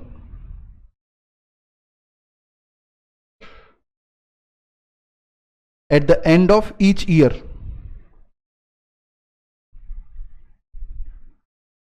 At the end of each year. अब मैं accounting language नहीं लिखा रहा हूं, नहीं तो लिखना ये चाहिए था at the end of each year by debiting the P&L account. ठीक है ना, प्रॉफिट एंड लॉस अकाउंट में डेबिट करके हम सिंकिंग फंड क्रिएट करते हैं। प्रॉफिट से ही तो निकालना है धीरे धीरे। तो हर साल के एंड में जैसे ही हम बैलेंस शीट P&L अकाउंट बनाएंगे, तो P&L अकाउंट में जो प्रॉफिट आएगा उसमें से उतना पैसा हम क्या कर देंगे? सिंकिंग फंड में ट्रांसफर कर देंगे। और सिंकिंग फंड में ट्रांसफर करके उसको अलमारी में रख देते हैं। क्या बैंक में ट्रांसफर करेंगे ना भाई, अलमारी में क्यों रखेंगे? कोई इंटरेस्ट तो मिलेगा नहीं इससे। तो at the end of each year, ये लिखे आपने। If we can earn interest on such fund, if we can earn a interest on such fund at the rate of 9% per annum compounded annually। अब देखिए हर साल जमा करने तो compounded annually ही होगा, करना ही पड़ेगा, है ना, कंपाउंडेड एनुअली। Then calculate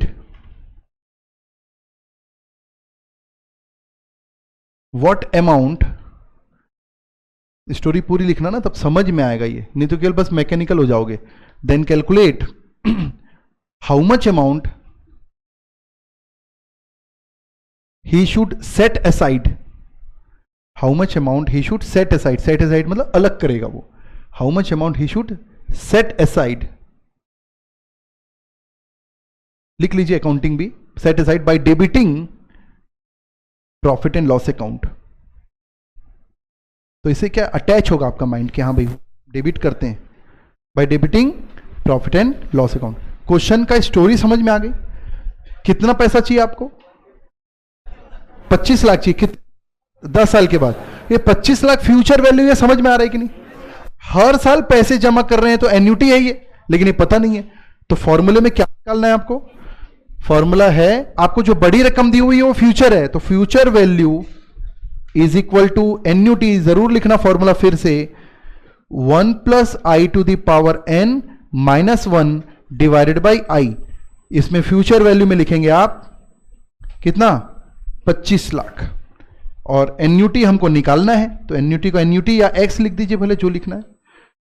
और यहां आ जाएगा 1 पॉइंट, क्या रेट दिया? 09 लिखूं क्या? To the power 10 minus 1 divided by 0.09। बस अब एन्युटी की वैल्यू निकाल लीजिए। 1 लाख चेक कर लेता हूं, 1.09 2 3 4 5 10 minus 1 divided by 0.09 divide is equal to 25 lakh is equal to, the answer is 1,64,550। पैसे छोड़ दिया हूं मैंने। जो आप सिंकिंग फंड की एंट्री करते हो वो इस रकम से होती है, पहले ये निकलता है, फिर उस रकम से हर साल सिंकिंग फंड क्रिएट करते हैं।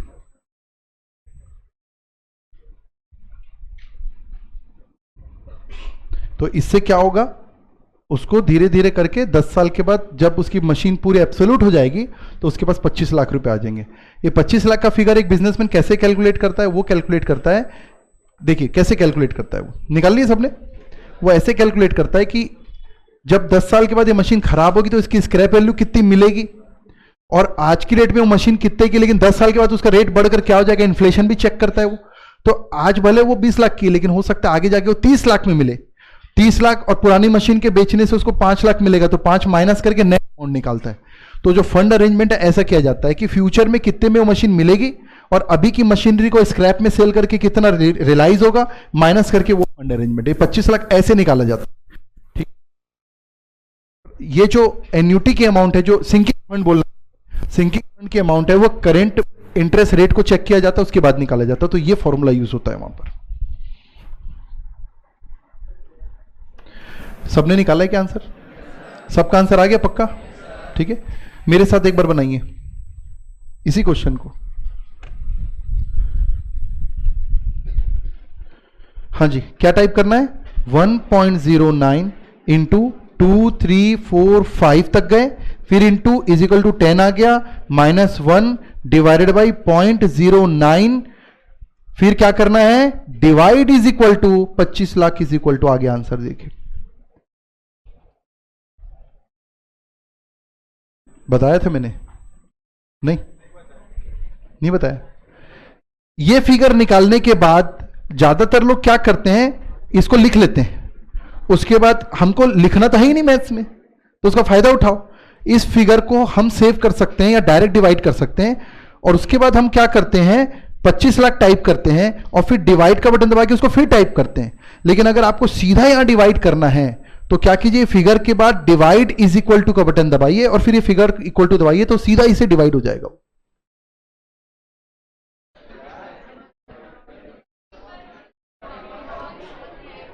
बताऊंगा ना, जब तक आप लोग ट्राई तो करो। मैंने क्या बोला? देखिए आपके बेंच में किसी से बन गया होगा, इससे आपको खोजने की ताकत आएगी।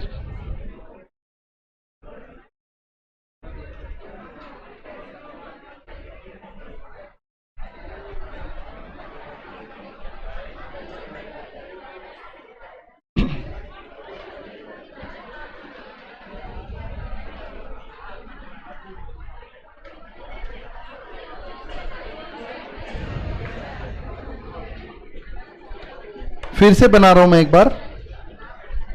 ये देखिए, पहले ये कैलकुलेट कर रहा हूं मैं, 1.09 into 2 3 4 5 into is equal to -1 divided by 0.09 divide is equal to 25 lakh is equal to, ये आ गया आंसर। मतलब ये फिगर आने के बाद उसको रखने की जरूरत नहीं है, divide is equal to 25 lakh is equal to.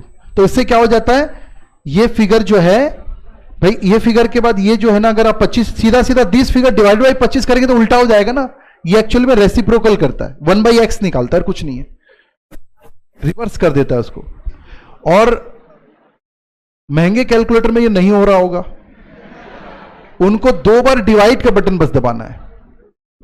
जिनके कैलकुलेटर में नहीं हो रहा है उनको कुछ नहीं करना है, उनमें एक फंक्शन है, इसी को के फंक्शन बोलते हैं।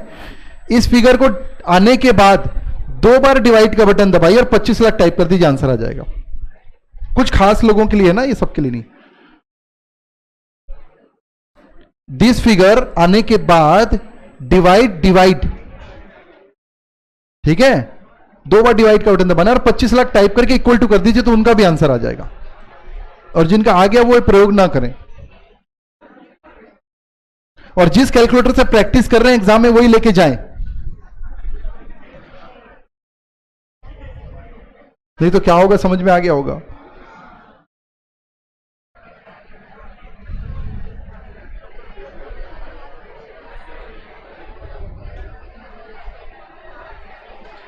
नहीं तो ऐसा हो जाएगा, खूब हम राइफल की प्रैक्टिस कराए, गोली मारने की प्रैक्टिस कराए, और युद्ध हुआ तो हम भेज दिए तलवार लेके, ऐसा हो जाएगा फिर।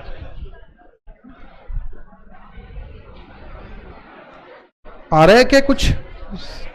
ये डिवाइड इक्वल टू वाला फंडा समझ में आया? कितने लोग को आ गया?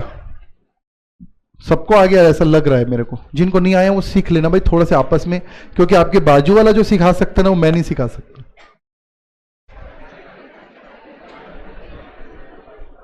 हाँ जी, हाँ जी, आ गया क्या? एक बार फिर से बनाइए मेरे साथ इसको, फिर से बनाना है। आ गया तो भी बनाना है।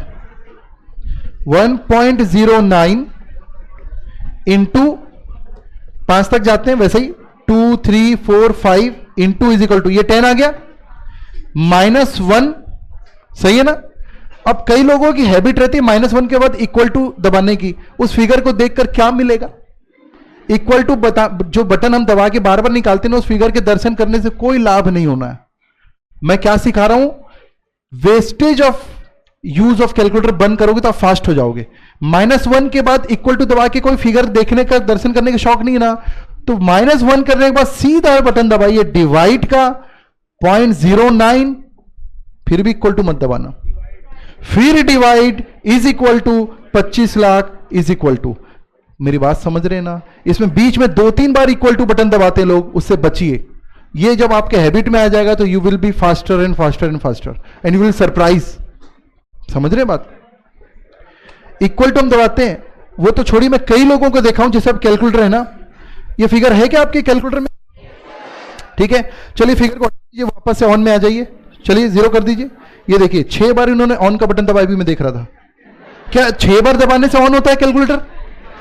क्यों टाइम वेस्ट कर रहे हो? ये छोटी बात नहीं है, ये छोटी बात नहीं है। आप एक बार के काम को अगर 6 बार, ये एटीट्यूड है। आपको नहीं बोल रहा हूं ना, मैं सब लोग का है ना, बस मैं देख रहा था कि अभी स्मार्ट हो गए लोग कि वैसे ही हैं, तो वैसे ही हैं अभी भी। मेरी बात समझ रहे हैं क्या?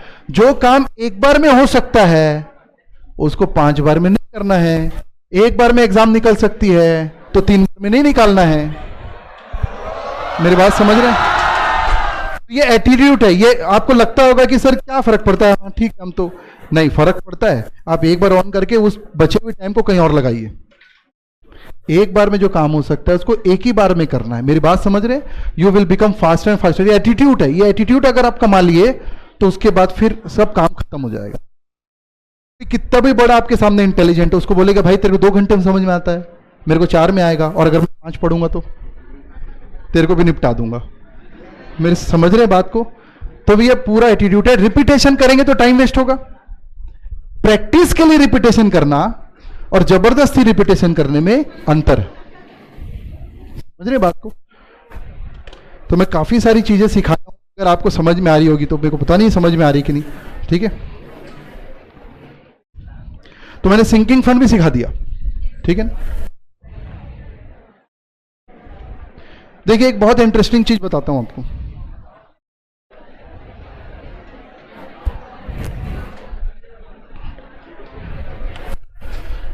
देखिए मैं जो भी आपको बता रहा हूं कोई किताब से नहीं मिला है, ये ऐसा आंख बंद करके बैठे रहो ना तो मिलता है, आपको भी मिलेगा। आप इसको रिपीटेटिवली बना के देखिएगा, आपको बात समझ में आने लगेगी। ठीक है, आप मेरे को कुछ सिखा के जाओगे।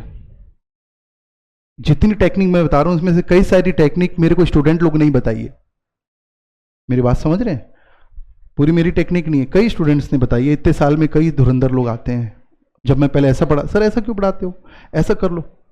हाँ यार ये बात तो सही है, मेरी बात समझ रहे हैं? आप हमेशा स्टूडेंट बने रहिए, आप हमेशा फायदे में रहेंगे। लर्निंग हमेशा स्टार्ट रहनी चाहिए, बहुत फायदा होगा। अब जैसे हम ये सीख रहे हैं, सीखे फेंक दिए, कोई काम नहीं आएगा। बस आज वो एक एंटरटेनिंग क्लास हो जाएगी। इस क्लास को रियल यूज लेना है आपको, तो ये में रखना पड़ेगा, ये आपके हैबिट में लाना पड़ेगा, डुप्लीकेसी अवॉइड करना पड़ेगा। आपको समझना पड़ेगा जो काम एक बार में और उसको हम 5 बार में करते हैं, कई ऐसी जगह मिलेगी आपको, कई जगह मिलेगी। हाँ जी, अब मैं आपको एक अकाउंट से रिलेटेड जब चल रहा था, अकाउंट्स का एक पॉइंट बता देता हूं। आप लोग डेप्रिसिएशन निकालते हैं ना, है ना, शायद उसको WDV बोलते हैं, है ना। वो कैसे निकालते हो? जैसे कि एक मशीन की कॉस्ट है, मशीन की कॉस्ट है मान लो 1 लाख रुपए, सिंपल फिगर ले लेते हैं, और रेट ऑफ डेप्रिसिएशन है 10%। तो पहले साल डेप्रिसिएशन मिलेगा 10,000 और हमारा WDV आ जाएगा 90,000। ठीक है, तो हम 5 साल के बाद कितना WDV होगा निकालते हैं, माइनस फिर सेकेंड ईयर 9,000 निकालना है ना सबको। यहां लिख लीजिए कंप्यूटेशन ऑफ WDV।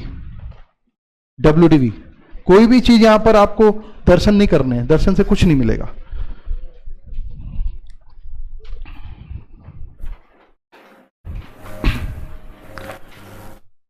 WDV निकालने, WDV after 5 years. Second year का निकाल लीजिए 9,000, तो ये होगा 81,000। WDV आपका सेकेंड ईयर के एंड में आ गई। फिर थर्ड ईयर का डेप्रिसिएशन निकाला हमने 8,100। ठीक है, तो 81,000 माइनस 8,100, ये आ रहा है 72,900।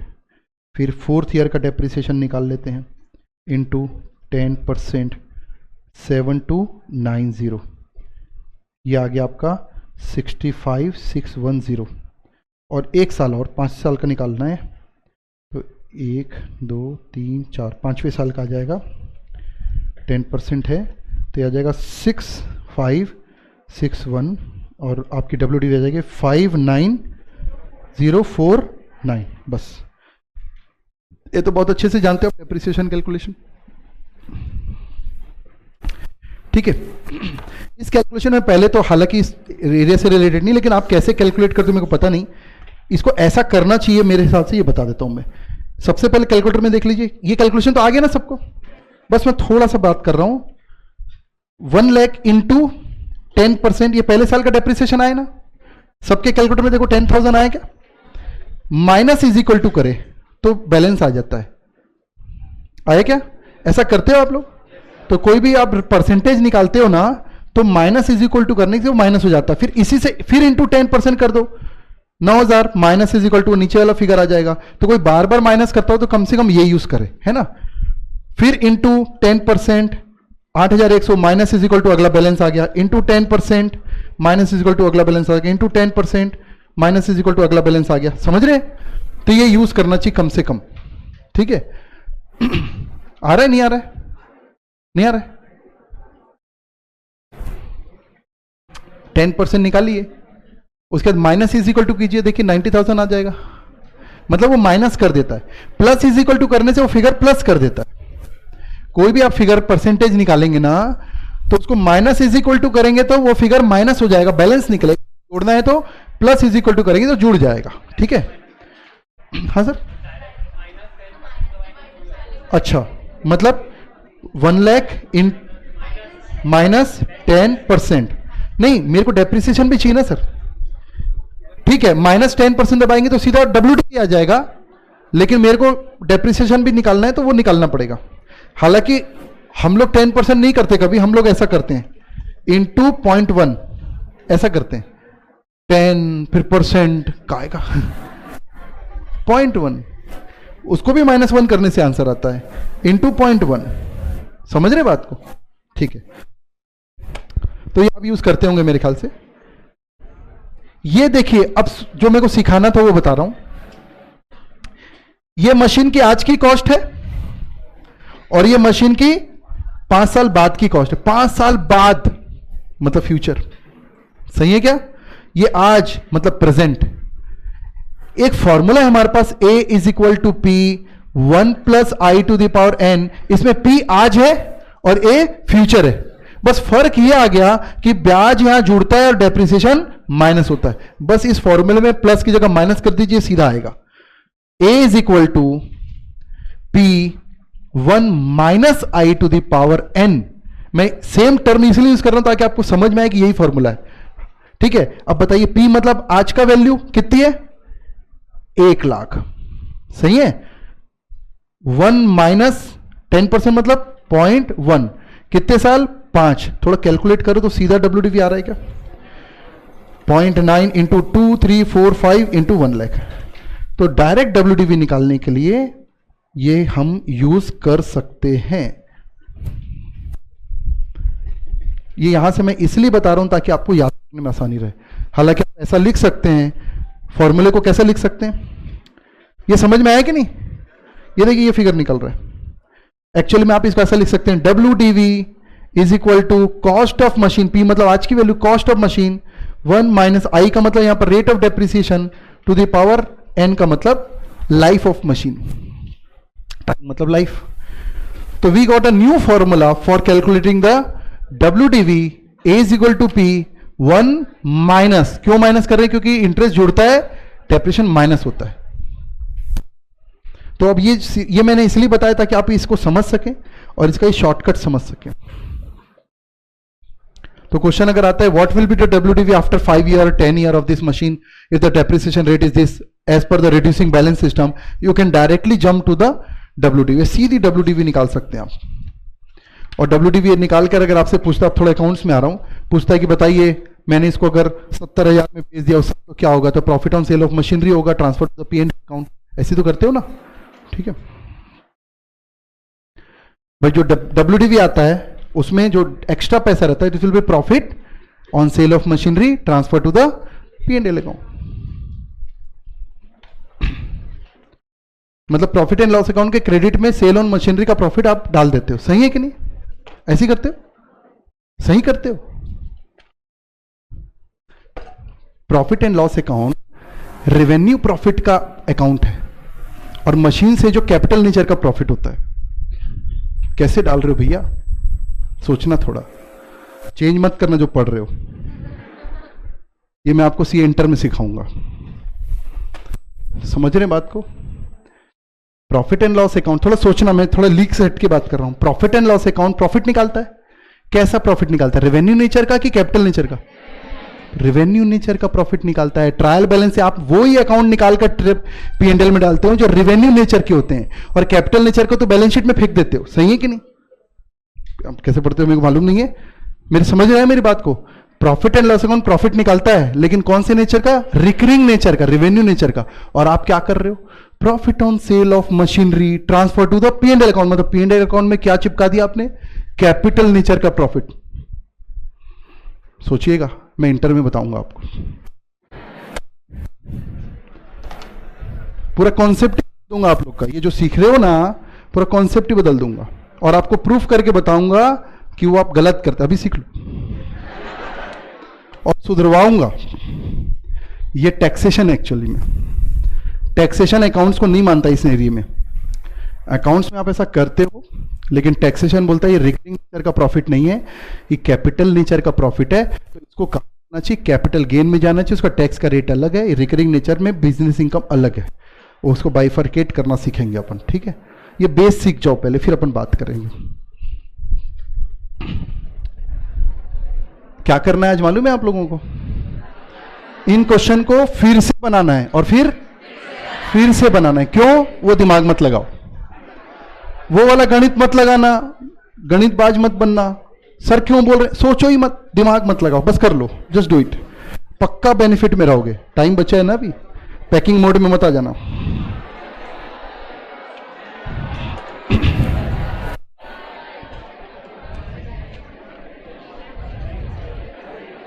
ये शीट मिली ना आपको, क्या इसका भी थोड़ा यूज कर लेना, बोर हो रही है बेचारी। अभी मेरे को जस्ट बाजू में पड़ी हुई थी, बोल रही थी यार अच्छा हमको बांट दिया कुछ। देखिए इस समरी शीट में सिंपल इंटरेस्ट का कॉलम दिख रहा है, टिक करना जो जो हमारा हो गया है। SI PIT A is equal to P 1 plus IT हो चुका है। फिर देखिए कंपाउंड इंटरेस्ट में A is equal to P 1 plus I to the power n हो चुका है।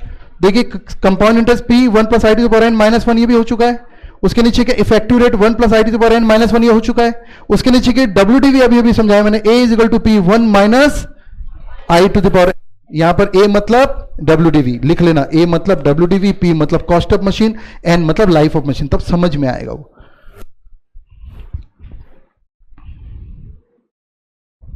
ठीक है। उसके बाद आपके ना शायद मेरे को पता नहीं है, अकाउंट्स की स्टडी मटेरियल में WDV का एक फॉर्मूला, दूसरा फॉर्मूला दिया हुआ है, दिया है ऐसा, देखें कभी, पता नहीं मेरे को, शायद दिया होगा, वो अंडर रूट वाला एक फॉर्मूला दिया होगा, ऐसा है ना। कोई जरूरत नहीं फेंक देना उसको, इसी से बना लेना। इसी को तोड़ मरोड़ के कॉम्प्लिकेटेड करके बनाया उसने, यही फॉर्मूला है, समझ रहे हैं। वो एक्चुअल में क्या, n को इधर शिफ्ट करेंगे तो 1/n हो जाएगा, तो nth रूट ऑफ हो जाएगा वो, समझ रहे हैं। तो वो nth रूट उसने क्या किया है, उधर p को डिवाइड कर दिया है, तो उसका फॉर्मूला शायद ऐसा बनाया होगा, मेरे को पता तो नहीं, उन्होंने ऐसा लिखा होगा। देखो ये a is equal to P 1 minus I to the power n है ना, तो P इधर शिफ्ट होगा, तो A क्या चीज है, WDV, तो WDV divided by cost of machine, और ये जब n को इधर लाऊंगा तो nth रूट, ठीक है। और यहां पर ये क्या हो जाएगा, -1 इज इक्वल टू I, ये ऐसा फॉर्मूला बनाया होगा। तो इसी फॉर्मूले को तोड़ मरोड़ कर कॉम्प्लिकेटेड बनाकर आपको सर्व किया, नॉट रिक्वायर्ड, आप हर चीज उसी से निकाल सकते हो, ठीक है ना। किसी ने देखा है ऐसा, देखा इसमें, हाँ जी। चलिए उसके बाद देखिए future value of annuity regular, future value of annuity regular, future value is equal to annuity 1 plus I to the power n minus 1, दिख रहा है, डिवाइडेड बाई I, यही फॉर्मूला है क्या, ठीक है। डिवाइडेड थोड़ा छोटा सा है, वो पूरे में डिवाइडेड है ना, ब्रैकेट इसलिए बनाया हूं मैंने। उसके बाद future value of annuity due और इमीडिएट निकालना है, तो क्या करना है, सेम फॉर्मूले में इंटू 1 प्लस I, क्या कंफर्म किया हमने। अब एक प्रेजेंट वैल्यू ऑफ एन्युटी बचा है, वो हम कल कर लेंगे, खत्म ही हो जाएगा पूरा। जैसे हमने फ्यूचर वैल्यू सीखा है, तो हम प्रेजेंट वैल्यू कल हम एक्चुअल में सीखेंगे। The calculation of EMI, EMI सुना है आपने, तो लोन की वर्किंग करना, EMI की ड्राफ्टिंग करना, कितना लोन लेंगे तो कितना EMI देना पड़ेगा, कितना खर्च होगा, इस तरीके क्वेश्चन कल हैंडल करेंगे due from the present value annuity. और उसके नीचे की जो शीट आप देखिएगा, एन्युटी का कॉन्सेप्ट दिया है, ठीक है। तो कल वापस से बना के लाएंगे। और कल मैंने एक्स्ट्रा आपको पढ़ने के लिए दिया है टोटल आउटले मेथड। मैं एन्युटी भी पूछ सकता हूं, क्योंकि एन्युटी के अंदर ही आता है total method to calculate annuity. सबको पढ़ के आना है, ठीक है। नहीं तो मैं बेंच में खड़ा कर दूंगा, बेंच में खड़े करूंगा, जो आंसर नहीं देगा ध्यान रखना, ठीक है।